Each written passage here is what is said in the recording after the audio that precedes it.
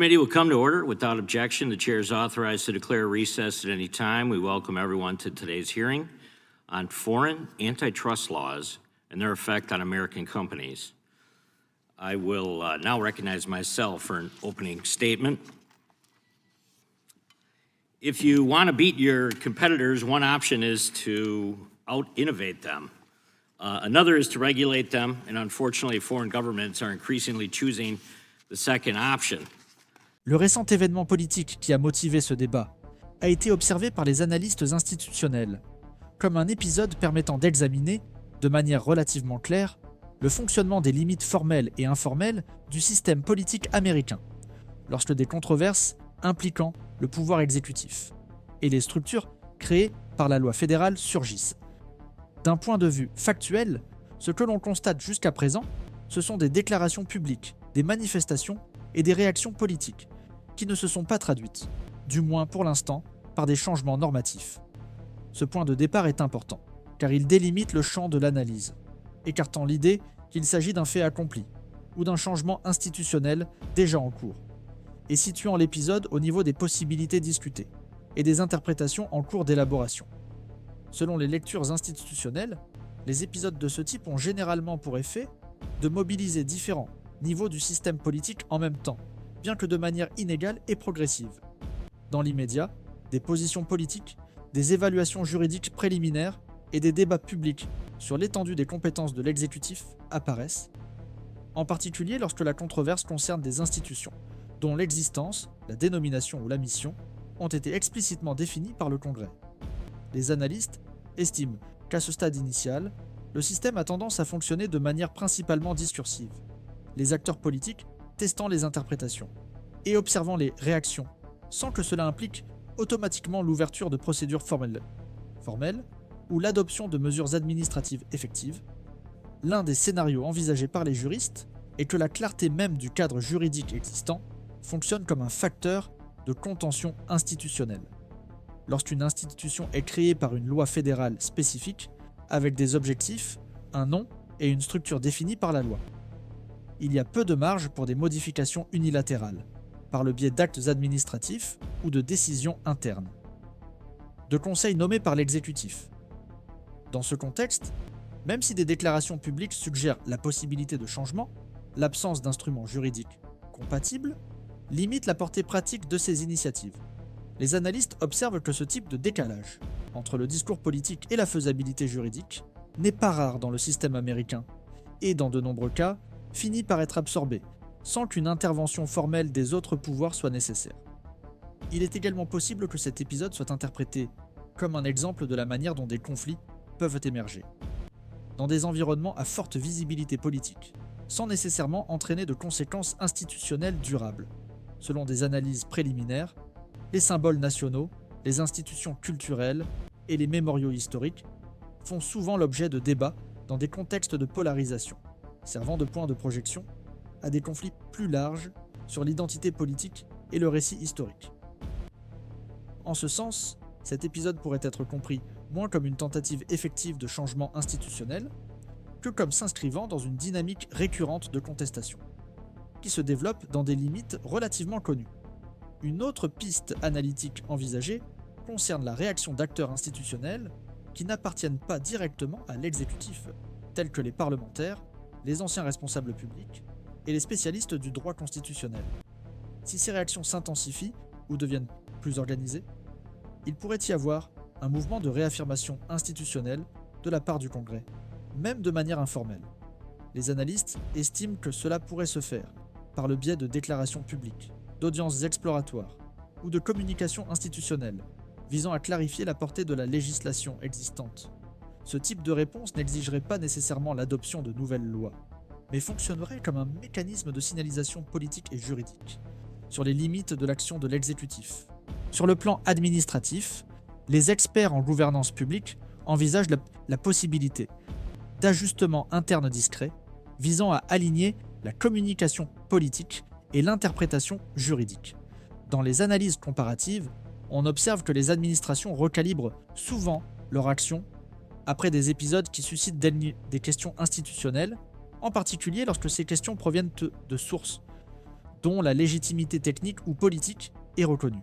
Ce processus tend à se dérouler de manière progressive, par le biais d'orientations internes, d'avis juridiques et de redéfinition des stratégies de communication, sans que cela soit présenté comme une correction explicite ou un changement de position formelle.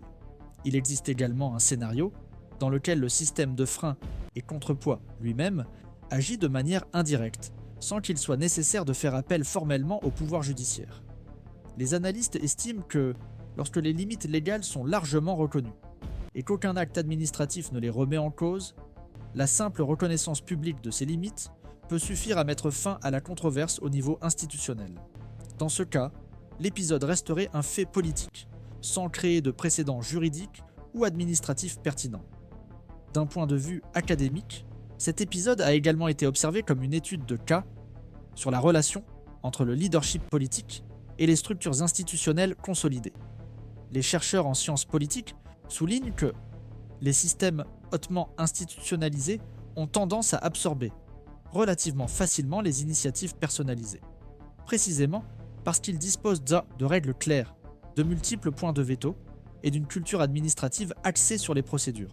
Ainsi, même lorsque des acteurs politiques tentent d'étendre leur présence sur certaines institutions, les effets pratiques de ces tentatives sont généralement limités par la conception même de l'institution.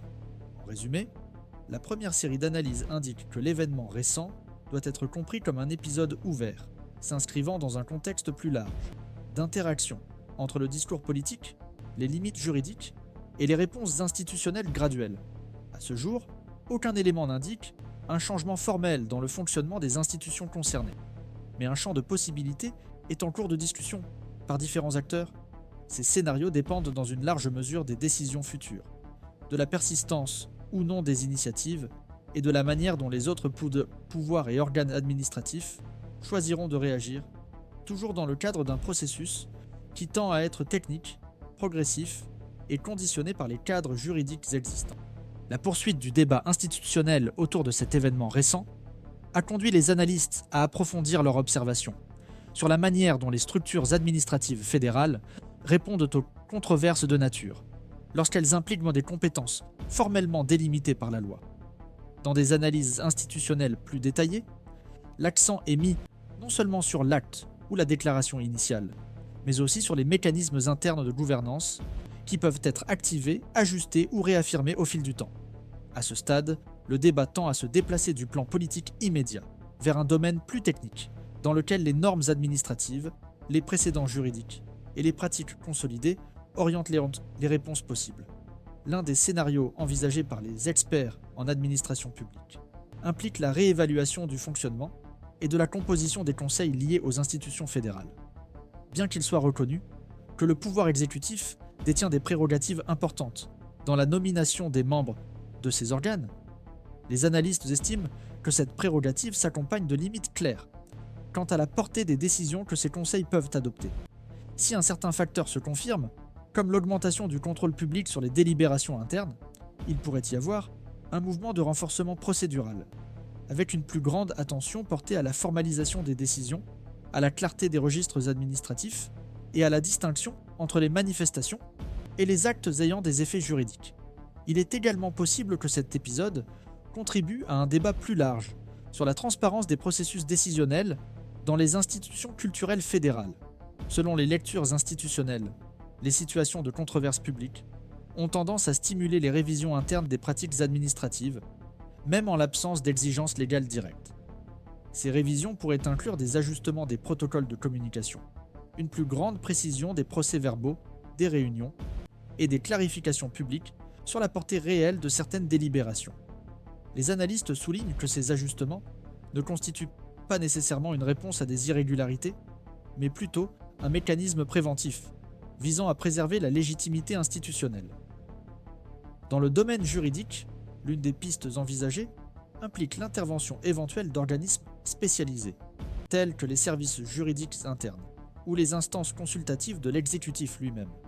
Dans les analyses préliminaires, on considère que des avis techniques pourraient être élaborés, afin de délimiter avec plus de précision ce qui est juridiquement viable et ce qui relève du domaine de la rhétorique politique. Selon les spécialistes du droit administratif, ce type d'action est courant dans les systèmes complexes et permet de réduire les ambiguïtés avant qu'elles ne se transforment en conflit formel entre les pouvoirs. Un autre scénario discuté par les analystes concerne la possibilité d'initiatives ponctuelles au sein du pouvoir législatif, pas nécessairement dans le but de modifier la législation existante, mais plutôt de réaffirmer son interprétation. Si les parlementaires estiment que cet épisode a suscité une confusion publique importante, ils pourraient en choisir d'organiser des débats institutionnels ou des audiences informatives visant à clarifier le cadre juridique applicable. Ce type de réponse législative est souvent interprété comme un instrument de stabilisation, dans lequel le Congrès réaffirme son autorité normative sans recourir à des réformes de grande envergure ou à des confrontations directes avec l'exécutif. Du point de vue des relations entre les pouvoirs, les experts estiment que les épisodes de cette nature tendent à renforcer la logique d'accommodation institutionnelle dans laquelle chaque pouvoir agit dans ses limites, sans qu'il soit nécessaire d'escalader formellement les conflits. Au lieu d'actions judiciaires immédiates ou d'affrontements législatifs directs, le système peut répondre par des signaux institutionnels progressifs, tels que des déclarations officielles, des interprétations juridiques consolidées et des ajustements administratifs internes. Ce modèle de réponse est souvent considéré comme une caractéristique des systèmes politiques hautement institutionnalisés. Il existe également un scénario dans lequel le pouvoir judiciaire reste une instance potentielle, mais qui n'est pas nécessairement activé. Les analystes observent que la simple existence d'un cadre juridique clair réduit la probabilité d'une judiciarisation, en particulier lorsqu'il n'y a pas d'actes administratifs qui contredisent explicitement la loi. Dans ce contexte, le pouvoir judiciaire fonctionne davantage comme un élément de référence implicite, dont l'action future éventuelle contribue à l'autocontention des autres acteurs institutionnels. Sur le plan académique, cet épisode a également été utilisé comme référence pour des débats sur la distinction entre pouvoir formel et pouvoir réel. Les chercheurs soulignent que, bien que les dirigeants politiques puissent exercer une influence significative dans ce domaine, cette influence trouve ses limites lorsqu'elle se heurte à des structures juridiques rigides et à des procédures administratives consolidées. Selon ces analyses, la coexistence entre rhétorique politique et stabilité institutionnelle est une caractéristique récurrente du système américain qui permet au conflit de se dérouler, sans nécessairement compromettre le fonctionnement régulier des institutions. En résumé, l'analyse pointe vers un scénario dans lequel les réponses institutionnelles ont tendance à se développer de manière technique, progressive et répartie entre différents niveaux de l'État. Au lieu d'une réaction concentrée ou immédiate, on observe la possibilité de multiples ajustements mineurs, guidés par les normes existantes et les pratiques administratives consolidées. Ces développements restent ouverts et dépendent de la manière dont les différents acteurs institutionnels interpréteront l'épisode au fil du temps. Toujours dans le cadre d'un processus marqué par la prudence procédurale et le respect des limites légales. En considérant un cadre analytique encore plus large, un nouvel ensemble d'interprétations institutionnelles tend à situer l'épisode récent dans le cadre des processus continus d'adaptation qui caractérisent l'évolution historique du système politique américain. Les recherches dans le domaine des institutions comparées indiquent que les événements controversés ont rarement des conséquences immédiates ou des effets directs facilement identifiables. En général, ces événements exercent une influence progressive et cumulative, contribuant à des transformations graduelles dans les interprétations juridiques, les routines administratives et les pratiques institutionnelles qui se consolident au fil du temps. Dans cette perspective, l'épisode n'est plus considéré comme un fait isolé, mais comme un élément supplémentaire, s'inscrivant dans un ensemble large et récurrent d'interactions entre le pouvoir exécutif, le pouvoir législatif, le pouvoir judiciaire et les bureaucraties spécialisées qui structurent le fonctionnement de l'État. Parmi les scénarios examinés par les analystes institutionnels, figure la possibilité d'une consolidation progressive des interprétations juridiques et administratives communes, même en l'absence de décisions formelles ou de prononcés judiciaires explicites, dans les systèmes fortement orientés par les précédents, les pratiques répétées et les normes d'interprétation. La répétition de débats similaires tend à favoriser la formation de consensus opérationnels informels. Dans ce processus, les gestionnaires publics, les équipes techniques et les conseillers juridiques en viennent à adopter des interprétations convergentes sur les limites formelles et matérielles de l'action du pouvoir exécutif. Si ce mouvement se poursuit, Ces effets auront tendance à être discrets.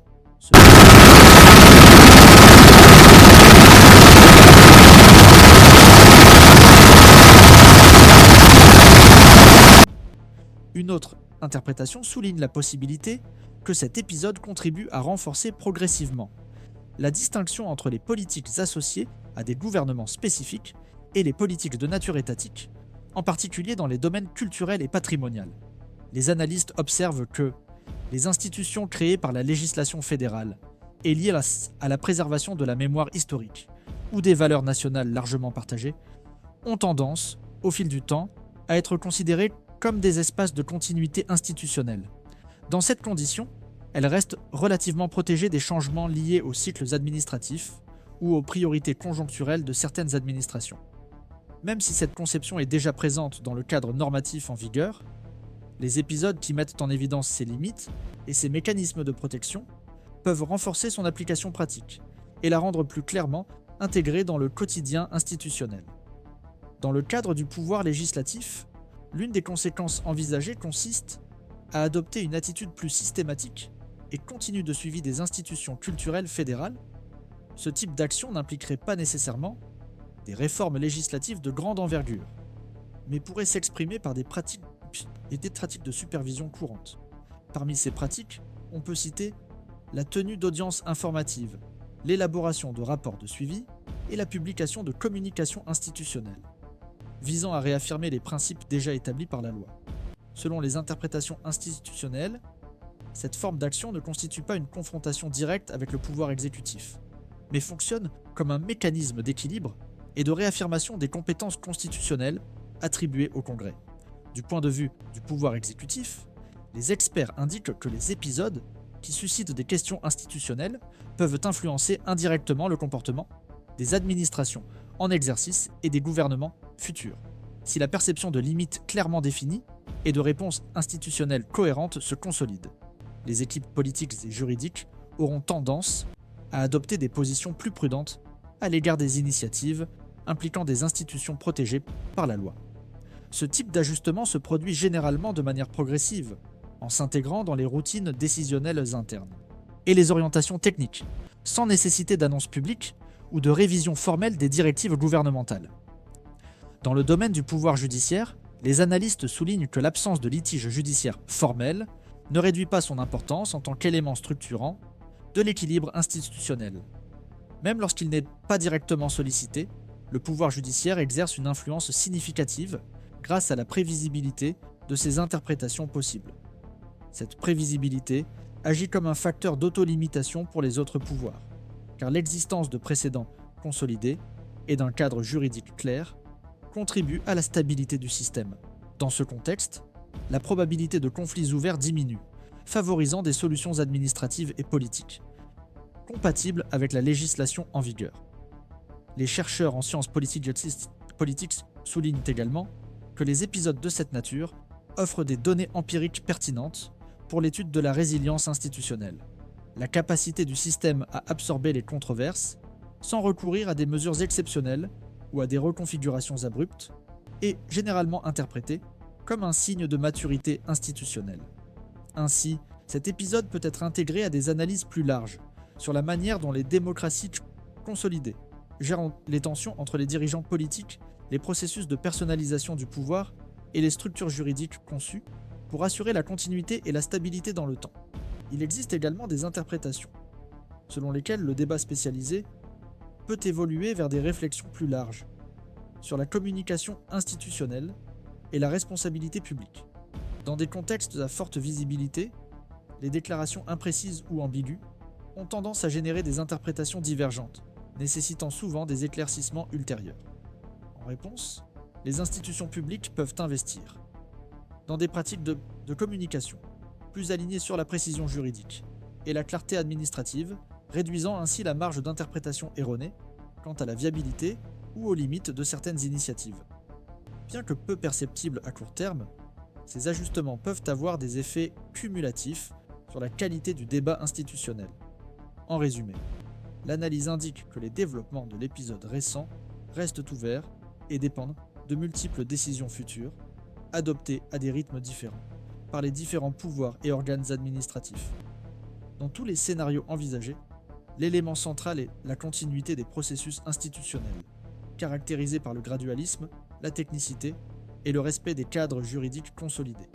Au lieu de conclusions définitives, on observe un champ de possibilités en constante évolution, dans lequel le système politique américain démontre sa capacité à traiter les controverses par le biais de mécanismes formels et informels déjà existants, en laissant ouvertes les interprétations et en conditionnant leurs effets à des décisions futures, encore en cours d'élaboration.